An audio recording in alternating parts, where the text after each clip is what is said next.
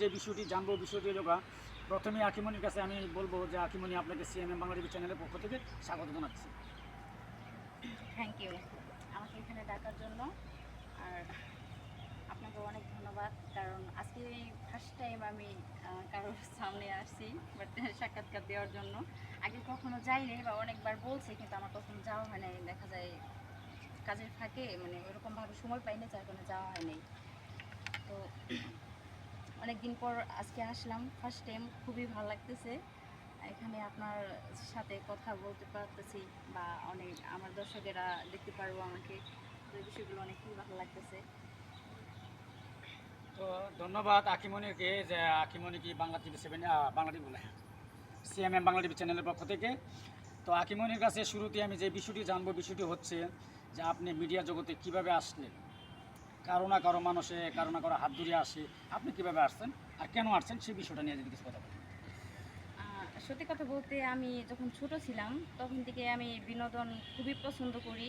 But এই media জগৎটা আমার কাছে খুবই ভালো লাগতো, বা আমি সবসময় ভাবতাম যে কোনো একটা সময় আমি যখন বড় হব, বা যদি আল্লাহ রাখে, তো ইনশাল্লাহ আমি কাজ করব, যদি সম্ভব হয় কখনো। তো ওই একটা উদ্দেশ্য ছিল আমার ভিতরে। তো হঠাৎ করে একদিন এক ভাইয়ের সাথে কথা হয়, কথা হলো ওনার মাধ্যমে এই মিডিয়াতে আসা। সুন্দর কথা বলেছেন। আকিমনির কাছে আমি আরও কিছু জানবো বিষয়টি হচ্ছে আপনি মিডিয়া জগতে আসার পরে যে আপনি মিডিয়া জগতে আসার পরে আমরা কতগুলো নাটক এবং মিউজিক ভিডিও করেছেন সেই সম্পর্কে কিছু কথা বলুন। মিডিয়াতে আমি আছি আজকে 2.5 বছর। তো 2.5 বছরে তো অনেক নাটক, অনেক মিউজিক ভিডিওতে কাজ করা হয়েছে। মানে আজকেও করতেছি, আজকেও আমি খামার বাড়ি আছি। তা তো আপনি দেখতে পাচ্ছেন এখানে। তো মিউজিক ভিডিও বেশি করা হয়, প্লাস হচ্ছে নাটকটাও করা হয়, দুটোই। আগামী অগ্রযাত্রায় আপনি কতটুকু এগিয়ে যেতে পারবেন বলে মনে করেন? আশা তো করি ভালো কিছু করতে চাই, বা ভালো কিছু যেন করতে পারি।